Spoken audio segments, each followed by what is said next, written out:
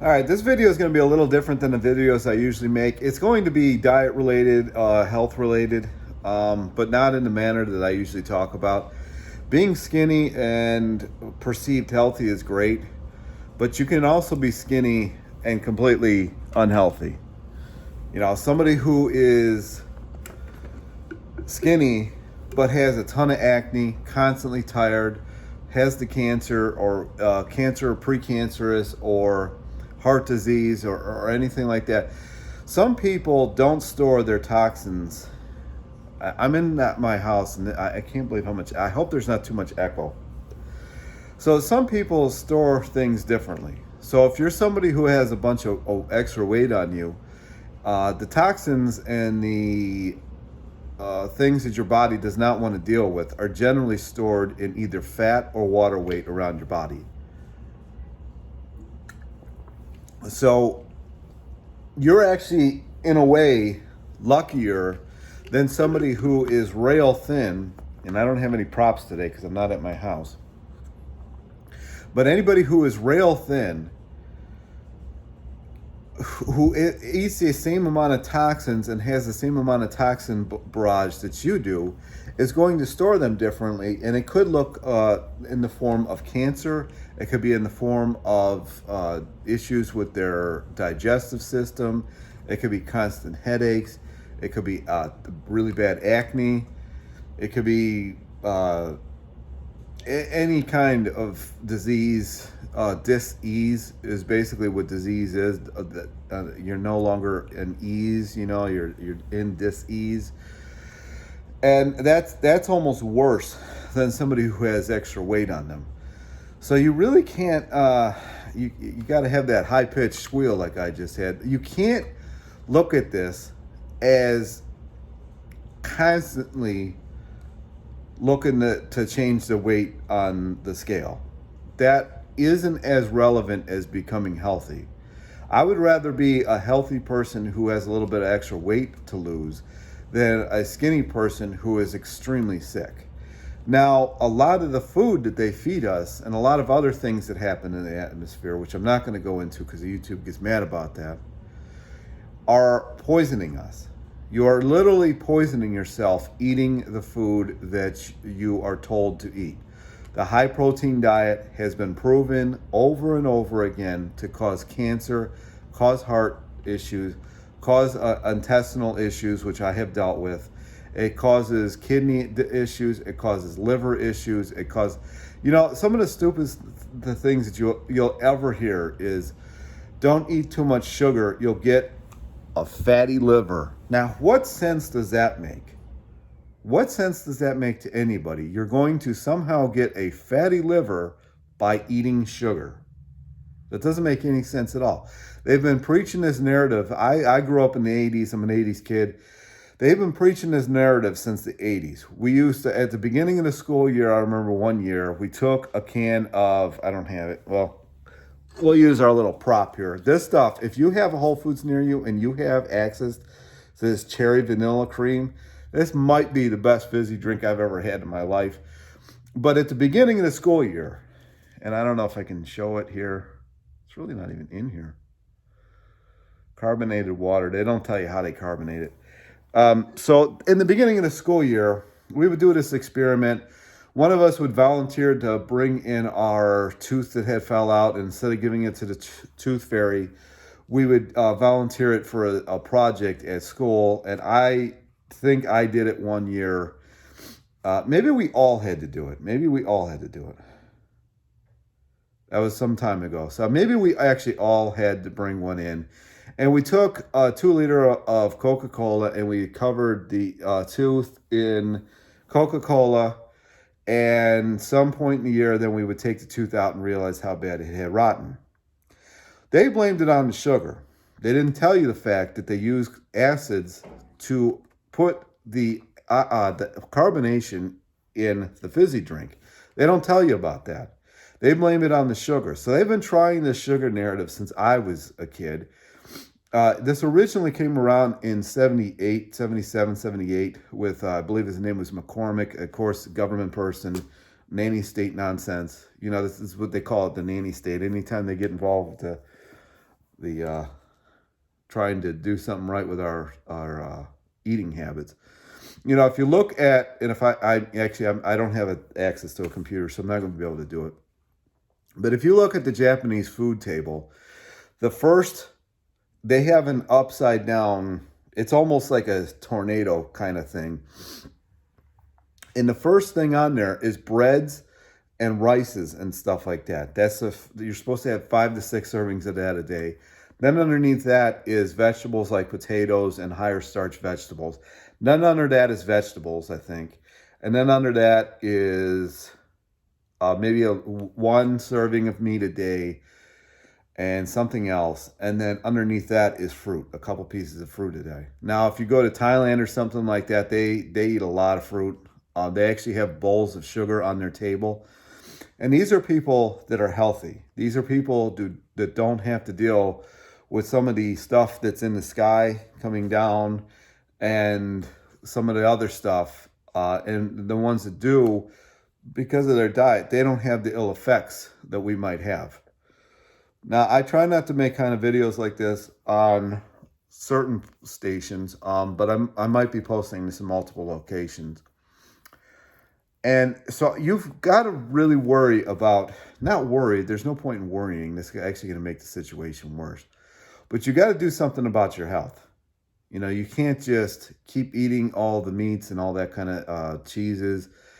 The stuff that they feed these animals. I was actually worked in the food industry. I worked in the distribution end of the food industry, and then I worked at the restaurant end of the food industry. And let me tell you, it's not pretty. I stopped eating a lot of things back in the day because I knew what was done to certain things. Chemicals that were used. I mean, some of those chemicals that we were putting on food actually had biohazard symbols on them. And we were considered, the distribution plant that I worked at was actually considered one of the best in the country at the time that I worked there, because we had such high-end food, and we would get the highest end food that you could get seafood wise, and we got really good beef and all that kind of stuff in. Now it's gotten so crazy now that they're now calling animals protein.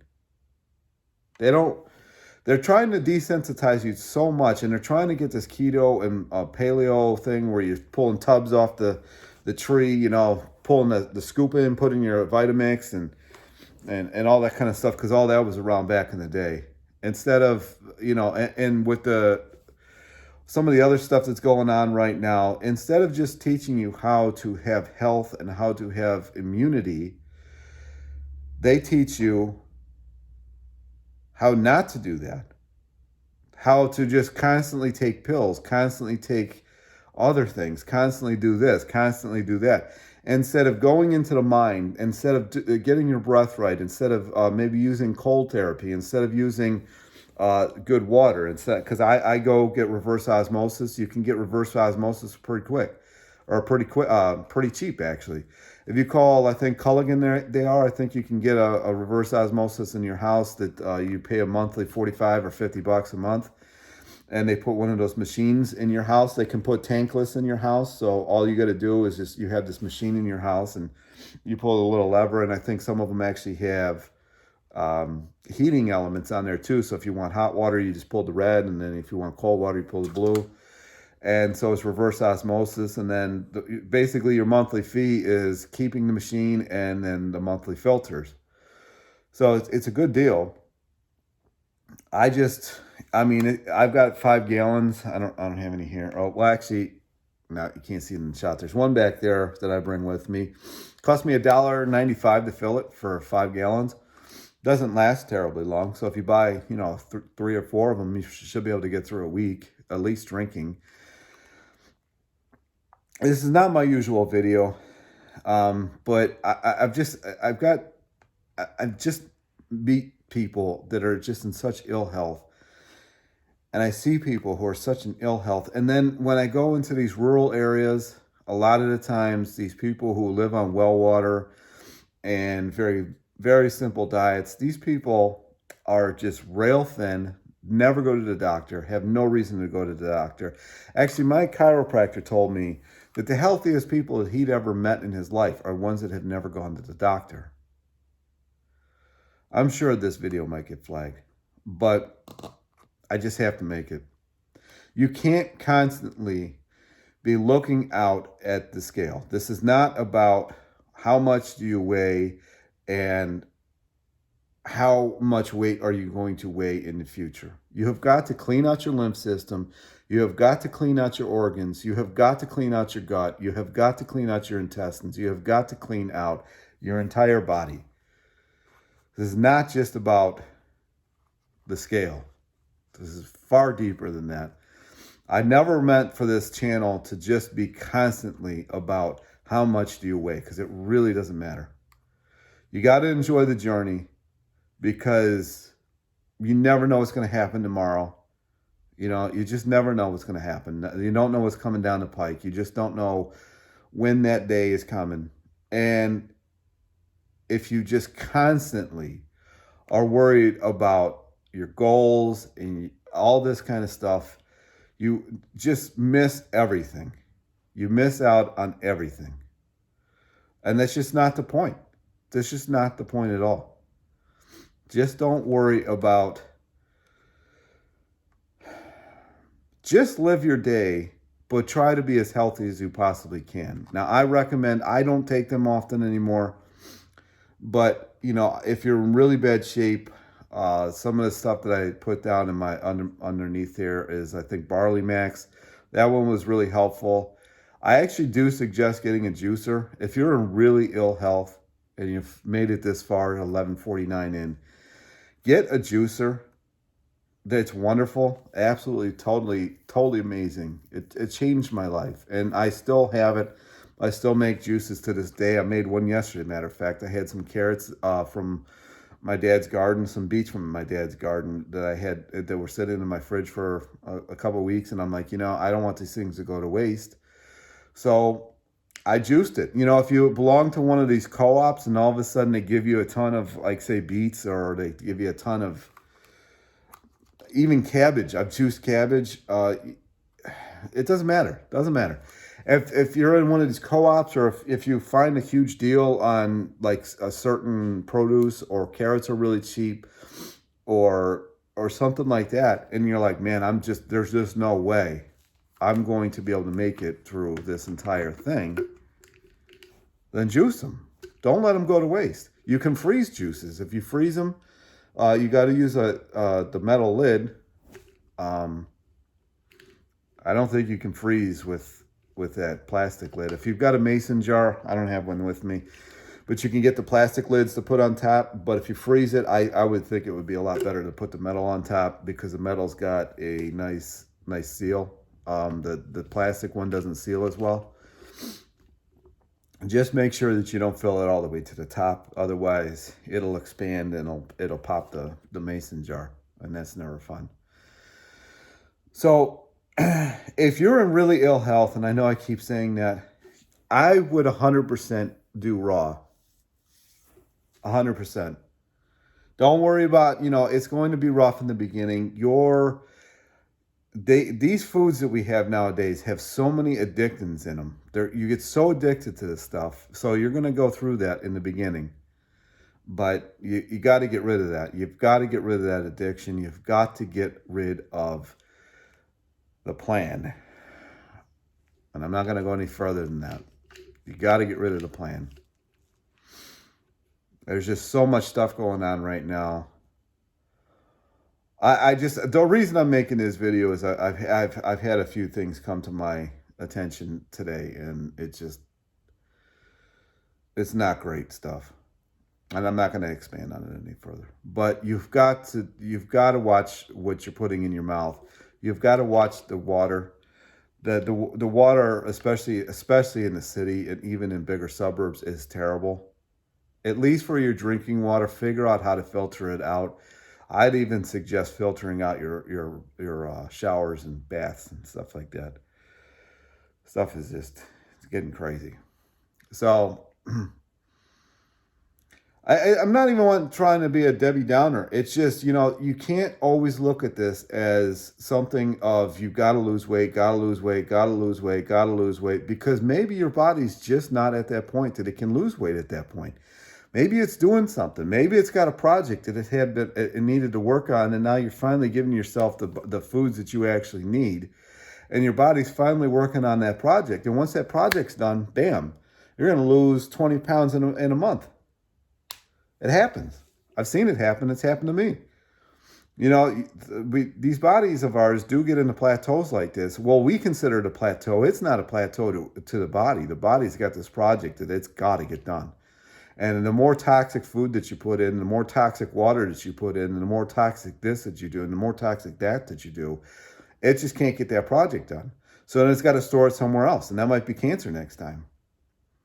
So this is not a fear video. I wouldn't have fear about it. Just make sure that you aren't constantly eating stuff that's making you in that position. That's why these cancer drives, this is a really cool, I like this one. It's like a spaceman walker, like an alien. That's why, these cancer drives and stuff like that, they sell dairy at these cancer drives, these fund drive, these what do they call them? Fundraisers. These, it's got like the brownies, the ice creams, the cookies, the cakes, the muffins, and all that kind of, it's got all the milk oozing out of it.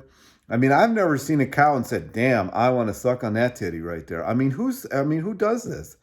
I don't know where this came from. That milk is meant to get a calf from being, I don't know, what, 50 pounds to 1,000? And we somehow think that that's a good thing to consume? Read the China study. Read some of these other books. Read Dr. Neil Bernard on healing diabetes. Read Walter Kempner's memoirs that was written by that woman that I'm constantly showing. I don't have any of this stuff with me, otherwise I would show it.